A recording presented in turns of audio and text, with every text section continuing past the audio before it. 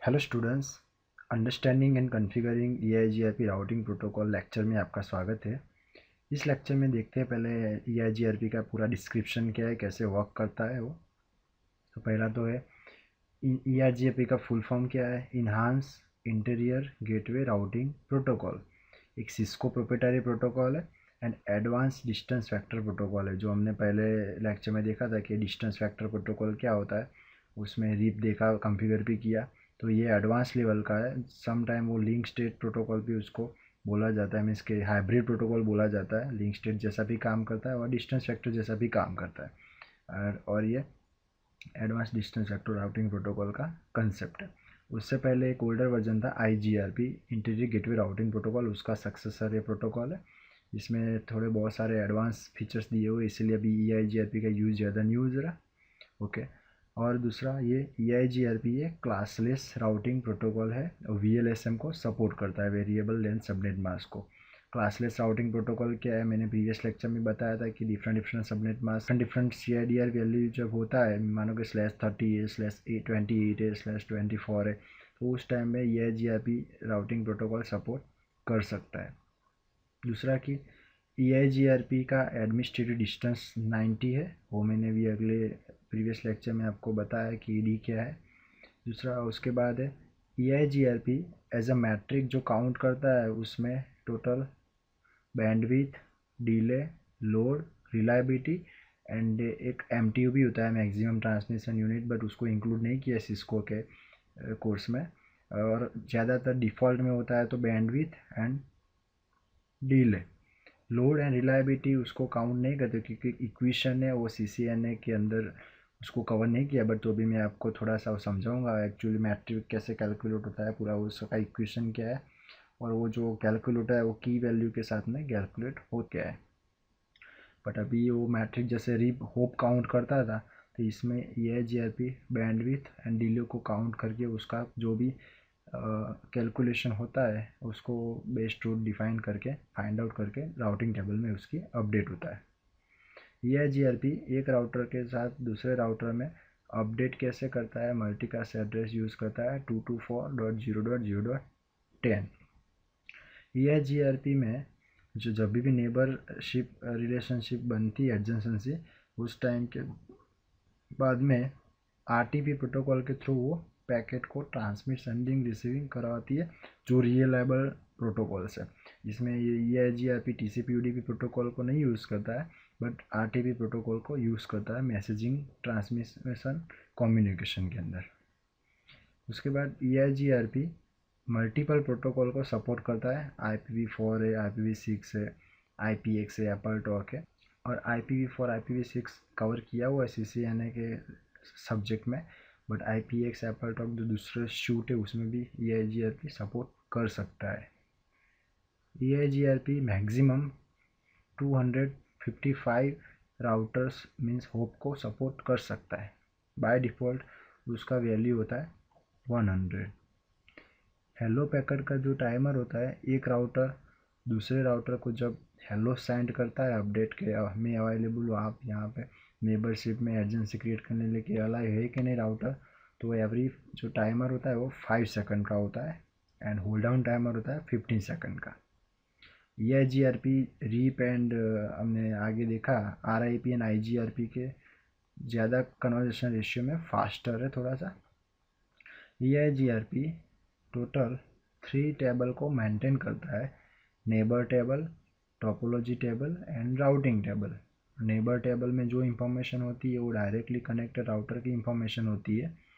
Topology table में जो भी इंफॉर्मेशन होती है वो फिजिबल सक्सेसर मीन्स के बैकअप रूट की जितने भी पॉसिबल रूट होते हैं वो सभी रूट टोपोलॉजी टेबल में एंट्री होती है। वो भी जब प्रैक्टिकल करेंगे मैं आपको तीनों टेबल कैसे शो करते हैं दिखाऊंगा। और राउटिंग टेबल के अंदर बेस्ट रूट की इंफॉर्मेशन स्टोर होती है, जिसको हम सक्सेसर बोल सकते हैं। EIGRP सेंड करता है first time full routing table update करता है, उसके बाद ओनली पार्शियल अपडेट ही सेंड करेगा। लाइक एग्जांपल मानो कि जो फर्स्ट टाइम नेबरशिप जैसे बनती है तो जितने भी नेटवर्क होते हैं राउटिंग टेबल में सभी की एंट्री फुल टेबल के साथ अपडेट करता है विथ सबनेट मास्क, क्योंकि क्लासलेस है। दूसरा कि मानो तो उसके बाद में जो भी चेंजेस होते हैं, कोई नेटवर्क ऐड होता है, रिमूव होता है, डाउन होता है, लिंक अप होता है, जो भी चेंजेस होते हैं वही जस्ट ओनली पार्शियल अपडेट बाद में वो सेंड करता है। पूरा राउटिंग टेबल उसको सेंड पीरियोडिकली नहीं करता है, तो ओनली पार्शियल अपडेट सेंड करेगा। EIGRP एक अल्गोरिदम के वजह से काम करता है, उसको ड्यूअल अल्गोरिदम बोला जाता है, डिफ्यूजिंग अपडेट अल्गोरिदम, जो बेस्ट पाथ डिफाइन करने के लिए सिलेक्ट करता है, लूप फ्री नेटवर्क को प्रिवेंट करने के लिए यूज़ होता है EIGRP कंसेप्ट में। और ड्यूअल एल्गोरिदम की वजह से मैट्रिक को कैलकुलेट करके उसको फाइंड आउट किया जाता है कि बेस्ट पाथ कौन सा है, फिजिबल डिस्टेंस क्या है, सक्सेसर क्या है, वो मैं बता रहा हूँ आगे, वो डिसाइड करेगा dual algorithm. EIGRP unequal cost load balancing को भी सपोर्ट करता है। अभी मैंने आगे बताया था, लोड बैलेंसिंग मीन्स के दो रूट है जाने के, दोनों का AD सेम है, मैट्रिक सेम है, तो equal cost load balancing means क्या होता है, दोनों साइड पैकेट 1 बाय 1 करके जाते हैं। But unequal cost load balancing means के दोनों साइड सेम बैंडविड्थ नहीं है, मैट्रिक नहीं है, अलग अलग मैट्रिक है, तो भी अगर दोनों साइड से पैकेट सेंड करना है तो भी EIGRP के अंदर हम सेट कर सकते हैं, उसको अनइक्वल कॉस्ट लोड बैलेंसिंग बोला जाता है। EIGRP समराइजेशन को सपोर्ट करता है। समराइजेशन मीन्स क्या होता है कि राउटर का जो राउटिंग टेबल होता है उसके अंदर मल्टीपल एंट्रीज होती है, उसको रिड्यूस करने के लिए एक समरी एड्रेस निकाल के हम लोग उसकी एंट्री कर सकते हैं, और बाय डिफ़ॉल्ट ऑटो समराइजेशन भी उसके अंदर होता है। ओके, उसके बाद है नेबर डिस्कवरी। EIGRP के अंदर जैसे कि दो राउटर होते हैं कि मल्टीपल राउटर होते हैं, तो एक दूसरे के साथ नेबर बनने के लिए जो मेथड है मीन्स के एलिजिबिलिटी है वो क्या है, कैसे नेबर बन पाएंगे वो। तो पहले तो फर्स्ट राउटर, मानो कि कोई राउटर R1 है, R2 को हेलो सेंड करेगा कि ये मेरा नेबर है, मैं यहाँ से सेंड कर रहा हूँ, ये भी इंफॉर्मेशन रिसीव करेगा R2, और उसके बाद उसको एक दूसरे के साथ हैंडशेक होगा, उसके बाद वो एजेंसी एस्टेब्लिश करेगा। उसके बाद EIGRP में दूसरा कंडीशन ये है कि AS नंबर दोनों साइड सेम होना चाहिए, तो ही नेबरशिप बन सकती है। उसके बाद एक की वैल्यू आता है, के वैल्यू बाय डिफ़ॉल्ट जो होता है K1 एंड K3 का 1 होता है, K2 K4 एंड K5 का वैल्यू होता है 0। वो बाय डिफ़ॉल्ट अगर कोई की वैल्यू चेंज करता है तो पूरे मैट्रिक के अंदर कैलकुलेट करने के लिए फिर से जाता है, इसीलिए नेबरशिप मिस कन्फिगरेशन की वजह से वो टूट जाती है। तो की वैल्यू भी सेम होना चाहिए दोनों के साथ में। अगर ऑथेंटिकेशन कोई राउटर ने कॉन्फ़िगर किया हुआ है तो दूसरे राउटर को भी सेम पासवर्ड ऑथेंटिकेशन करना पड़ेगा, अदरवाइज नेबरशिप नहीं होगा। EIGRP के जो दो इंटरफेस है, जैसे कि सीरियल 0/0 R1 का कनेक्टेड है सीरियल 0/0 R2 के साथ, तो दोनों का जो नेटवर्क होता है वो सेम एक ही सबनेट के अंदर होना चाहिए, तभी वो नेटवर्क की इंफॉर्मेशन शेयर कर पाएंगे।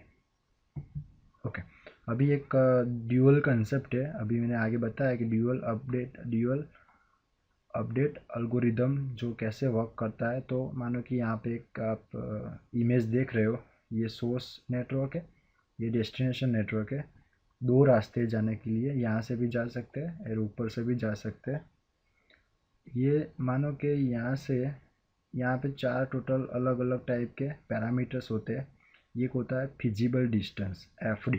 फिजिबल डिस्टेंस क्या होता है कि कैलकुलेशन का ड्यूअल क्या करता है, बेस्ट पाथ डिफाइन करने के लिए पूरा कैलकुलेट करेगा, उसमें ये सब वैल्यू उसमें एंट्री करेगा। जब हम प्रैक्टिकल देखेंगे मैं बताऊंगा फिजिबल डिस्टेंस का एंट्री होता है, वो कैलकुलेट होके आता है, पूरा इक्वेशन होता है, बैंडविड्थ के साथ कैलकुलेट होता है, लोड के साथ होता है, डिले के साथ होता है। अगर हम चेंज करते की वैल्यू तो पूरा फिजिबल डिस्टेंस में इफेक्ट आता है।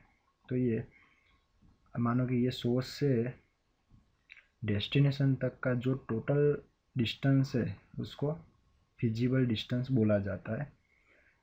ये नेबर से लेके डेस्टिनेशन तक का जो नेटवर्क का डिस्टेंस है उसको reported distance, otherwise advertise distance बोला जाता है। सक्सेसर मीन्स क्या होता है कि जो भी मैंने कि यहाँ से दो नेटवर्क के रूट है जाने के लिए ये नेटवर्क के अंदर, तो सक्सेसर कौन बनेगा, जिसका फिजिबल डिस्टेंस लोएस्ट होगा, जो राउटिंग टेबल के अंदर एंट्री होगा वो सक्सेसर की एंट्री में काउंट होगा। Feasible successor means all topology route means के ऑल पॉसिबल रूट जो टोपोलॉजी टेबल में स्टोर होता है। मानो कि ये सक्सेसर है ये वाला रूट, तो ये वाला फिजिबल सक्सेसर काउंट हुआ है। और जब भी ये डाउन होता है तो ऑटोमेटिकली ये सब फिजिबल सक्सेसर ऑटोमेटिकली यहाँ से सक्सेसर बन जाएगा। तो ये जितने भी सक्सेसर रूट होते हैं सभी टोपोलॉजी टेबल के अंदर एंट्री उसकी होती है। EIGRP का मैट्रिक कंपोजिट देखते हैं, उसकी वैल्यू देखते हैं। ये CCNA लेवल पे इंक्लूड नहीं किया गया है, बट तो अभी मैं आपको बताता हूँ कि एग्जैक्टली EIGRP कैसे मैट्रिक को कैलकुलेट करता है। एक की वैल्यू होता है K1 to K5 जो हम देखेंगे प्रैक्टिकल में कि बाय डिफ़ॉल्ट होता है। की वैल्यू K1 का होता है 1, K2 का होता है 0, K3 का होता है 1, K4 का होता है 0, K5 का होता है 0। मीन्स K1 एंड K3 जो भी बैंडविड्थ एंड डिले के साथ उसका कैलकुलेशन होता है, इसीलिए उसको काउंट किया जाता है डिफ़ॉल्ट मैट्रिक के अंदर। बाकी 0 के साथ जो भी मैट्रिक काउंट करते हो उसको इंक्लूड नहीं किया जाता। वो चेंज करते हो तो पूरा मैट्रिक का कैलकुलेशन चेंज हो जाता है। तो ये कंप्लीट फार्मूला दिया हुआ है, कंपोजिट फार्मूला। तो metric is equal to K1 के साथ मल्टीप्लाई करना है बैंडविड्थ, तो ये उसका जो भी कैलकुलेशन आता है उसको प्लस करना है K2 के साथ bandwidth divided by 256 minus load count करना है प्लस K3 मल्टीप्लाई डिले जो भी आएगा उसका वैल्यू वो मल्टीप्लाई करना है K5 divided by reliability plus K4। तो ये जो भी कैलकुलेशन आता है वो उसको राउटिंग टेबल के अंदर फिजिबल डिस्टेंस में काउंट किया जाता है। बट इसका ये भागा हम जो लोड से करेंगे डिले से करेंगे K2 का जो वैल्यू है K4 का K2 का ये सब 0 है। तो इसीलिए डिफ़ॉल्ट फार्मूला में जो काउंट होता है वो ओनली बैंडविड्थ एंड डिले ही होता है, क्योंकि K1 एंड K3 का वैल्यू 1 है। ओके, तो अभी एक कैलकुलेट में कैसे काउंट करता है, तो जो राउटर का EIGRP रेफरेंस बैंडविड्थ काउंट करता है 10:7 मीन्स का 1 के बाद 70 डिवाइडेड बाय जो स्लोएस्ट बैंडविड्थ होता है जैसे कि 1.5 for Mbps means 1544 kbps, 1,00,000 kbps means 100 Mbps। जो भी स्लोएस्ट हुआ जैसे कि 1.544 Mbps यहाँ से डिवाइड करने होते हैं। उसके बाद डिले मीन्स क्या होता है, नीचे लिखा हुआ है मैंने कि बैंडविड्थ मैंने बताया अभी कि जो सोर्स टू उसका स्पीड होता है, सोर्स टू डेस्टिनेशन पहुंचने का जो लिंक होता है। डिले में क्या होता है कि जो टाइम पैकेट ट्रैवर्स करने के लिए जो रूट सोर्स टू डेस्टिनेशन जो टाइम मेजरमेंट करता है कितना डिले होगा वो माइक्रो सेकंड में होता है। 20,000 माइक्रो सेकंड होता है सीरियल का, मानो कि फास्ट इथरनेट का होता है 100 माइक्रो सेकंड हो सकता है। ऐसे जो भी कैलकुलेटर आता है जितने भी इंटरफेस है उसका सम करना होता है डिवाइडेड बाय 10 करके उसको कैलकुलेट में लेते हैं। उसके बाद EIGRP क्या करेगा, जो भी बैंडविड्थ आया कैलकुलेट के बाद में मल्टीप्लाई 256 करने के बाद में यहाँ पे आएगा, और उसके बाद प्लस में जो भी मैंने बताया कि 20,000 divided by 10 plus 100 divided by 10 जो भी आएगा उसको मल्टीप्लाई करना है 256 से, उसको यहाँ से कैलकुलेट करके और दोनों का जो भी एडिशन आता है वो होता है फिजिबल डिस्टेंस, उसको एंट्री में काउंट किया जाता है। और ये क्या है बैंडविड्थ डिले, तो बैंडविड्थ डिले मैंने बताया। रिलायबिलिटी मीन्स को ट्रस्टेड जो बाय डिफ़ॉल्ट 255/255 होता है, तो जो हायर जैसे जैसे होता है तो रिलायबल ट्रस्ट होता है सोर्स एंड डेस्टिनेशन के बीच में। अगर हम 255 से 255 को कम भी कर सकते हैं, चेंज कर सकते हैं मैट्रिक कमांड से। लोड मीन्स का ट्रैफिक, जितना भी इंटरफेस का जो ट्रैफिक रिफ्लेक्ट होता है सोर्स टू डेस्टिनेशन पहुंचने का, लोड में बाय डिफ़ॉल्ट 255 में से 1 दिया होता है। जितना लेस होता है उतना लोड कम होता है, उसको हम चेंज कर सकते हैं। तो EIGRP उसका इक्वेशन के अंदर मैट्रिक काउंट करने में ओनली ज़्यादातर डिफ़ॉल्ट में बैंडविड्थ एंड डिले को ही वो काउंट करेगा। CCNA के अंदर ये इक्वेशन का इतना ज़्यादा कवर नहीं किया है, CCNP लेवल पे उसको ज़्यादा डीप में कन्वर्सन किया हुआ है। तो हमने देखा EIGRP का जो पूरा डिस्क्रिप्शन क्या है, कैसे वो काम करता है, उसके फीचर्स क्या है, सपोर्ट क्या क्या करता है।